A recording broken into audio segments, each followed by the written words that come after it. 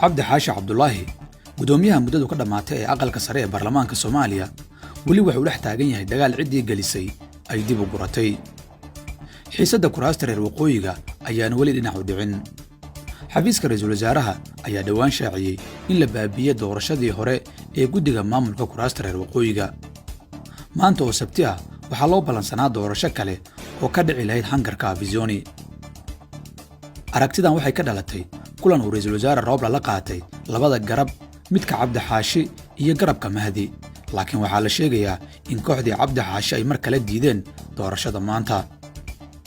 khamiistii gudoomiyaha muddadu ka dhammaatay aqalka sare cabdi xaashi cabdulaahi ayaa mar kale weerar ku qaaday dhinaca kale, gaar ahaan madaxweynaha muddadu ka dhammaatay Maxamed Cabdulaahi Farmaajo.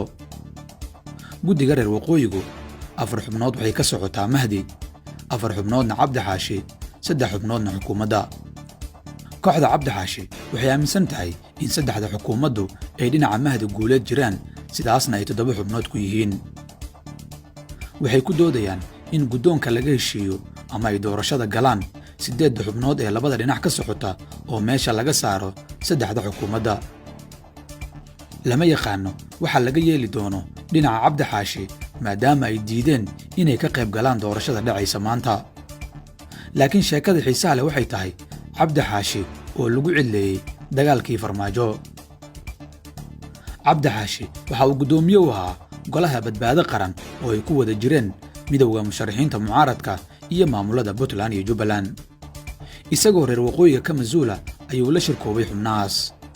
wuxuu ujeedkiisu ahaa in la gaaro doorasho ay dhammaan dhinacyadu raalli ka yihiin, laakiin hadda waxaa muuqata in mucaaradkii iyo labadii maamulba dagaalkii uga baxeen Cabdi Xaashi.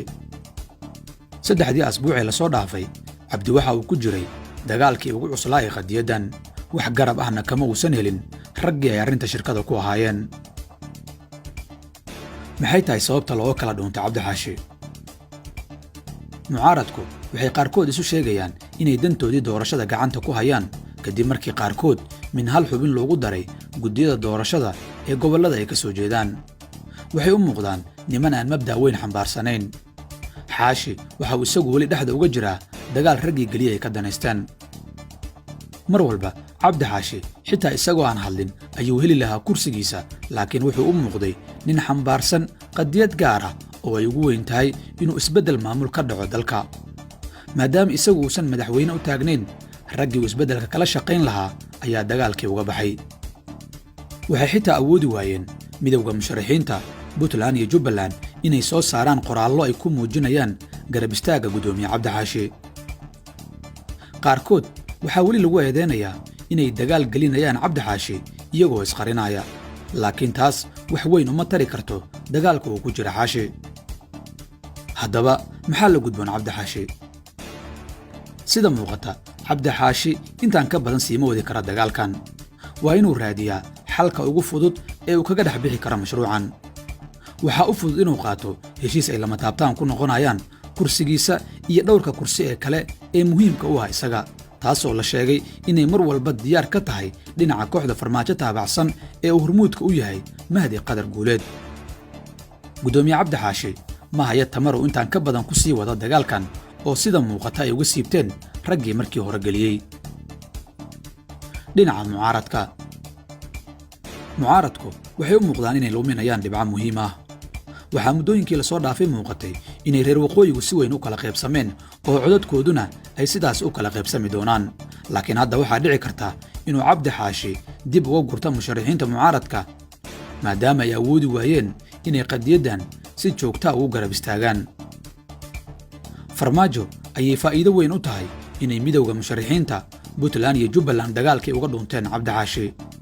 codad badan ayaa halkaas uga dhiman doona mucaaradka. dhanka ra'iisul wasaare Rooble ilaa hadda wuxuu arrintan ka muujiyey odaytinimo wanaagsan, balse weli wax xal ah kama uusan keenin. dadka siyaasadda faaqida waxay qabaan in wixii hadda ka dambeeyay arrintu fududaan karto maadaama Cabdi Xaashi uu bannaan cidlaha soo istaagay. Cabdi wixii hadda ka dambeeya waxa uu ku qasbanaan doonaa dood iyo heshiis midkii hore ka duwan maadaama ay koox la'aan ku dhacday. uma badna inay mucaaradku ka gaaraan inay mashruucan dhankooda ka badbaadiyaan oo ay soo celiyaan wada shaqayntii cabdi xaashi iyo reer waqooyiga la socday intaba. maxay kula tahay adiga?